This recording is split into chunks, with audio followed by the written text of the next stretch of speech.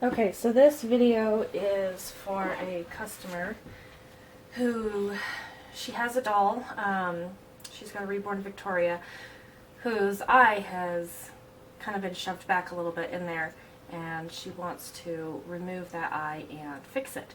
So this is just a quick tutorial on how to take an eye out and either put a new one in or to fix the one that you've taken out.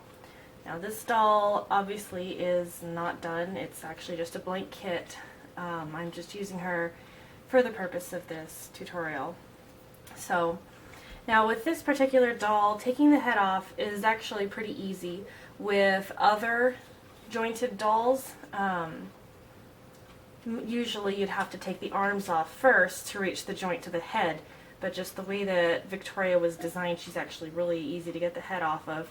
And then of course on dolls that have cloth bodies, you just have to come around to the back of the neck and then you would just snip the little cable tie that is back there to access the head, and then you'd replace the cable tie afterwards. But we are using Victoria for this. So basically you just lift her head up and you just stick your thumb right up under there.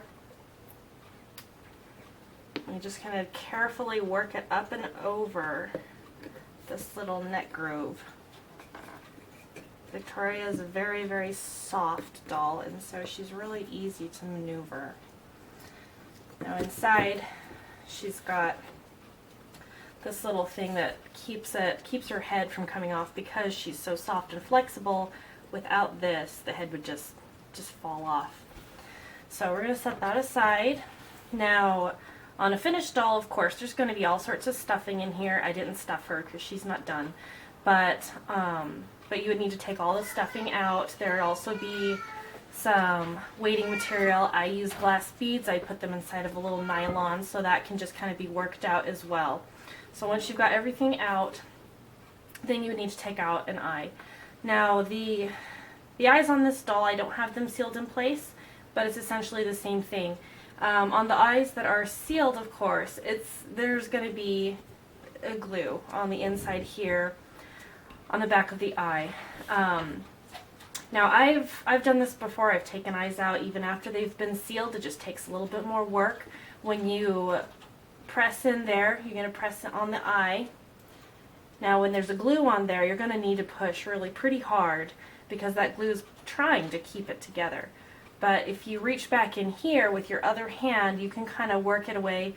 You can pull some of the glue away. If you need to, you can grab an X-Acto knife. I would suggest using just the standard straight blade to reach in there and snip some of that glue if necessary. I usually don't need to, but you may need to. So anyway, you're going to push real hard, and then once you finally are able to pull that out, you just get that little eye out of there. Now, there will be a little bit of glue back here. I use E6000. Most artists do. And E6000, it's kind of rubbery, you know, so on these eyes, these are glass eyes, and even on a lot of the polyglass, it's pretty easy to pull off. A little easier on the glass, I think, to pull it off, but you just peel that off, peel off all the excess glue, and then once you've got this cleaned up, you're going to want to come in here and kind of clear away the extra glue that's in there. I don't know if you can see inside of the head there on the video, but yeah, basically there's just a little hole here.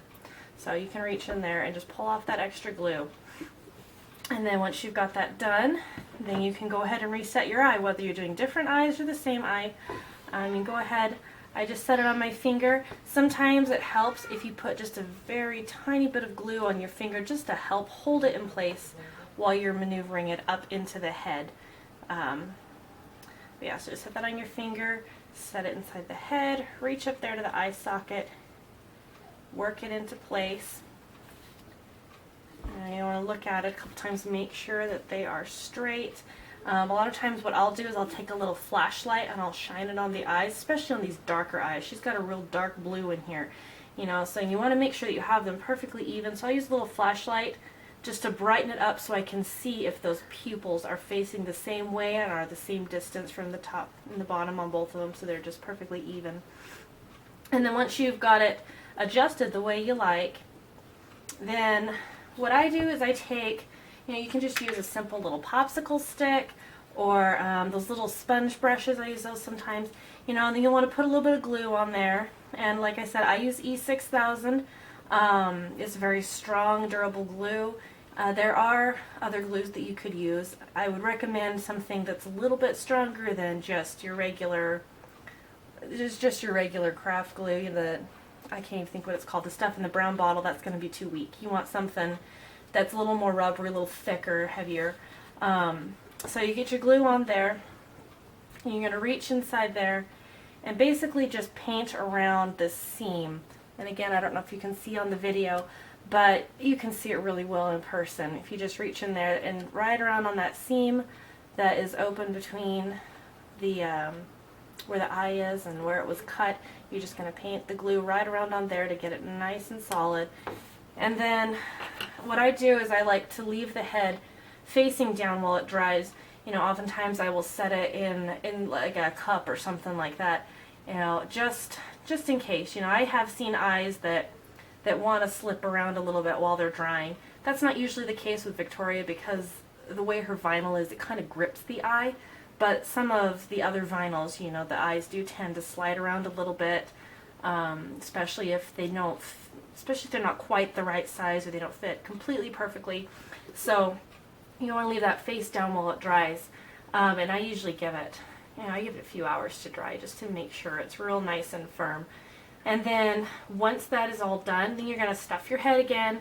I usually put in a little bit of stuffing first to go up here, so that's what you feel when you press on the baby's head. And then next you will put in your little sack of the glass beads. That sometimes you have to work in just a little bit at a time, and then finish off with stuffing right around here on the back of the head, stuff it up there in the cheeks until it's just all solid and full. And so that when you press on the head, it's, you know, right now she's real squashy. You know, you see that, but when you get that stuffing in there, it makes it a little firmer, so it's more like a baby. So once that's all done, you know, of course, if you want to put on eyelashes, you can. I do have a tutorial on how to do that on my blog. We're not going to go over that right now, because this is just about the eyes. But anyway, you will put the head back on the body. Now, in this case, again, we're doing a joint, so, and her joint's just real easy.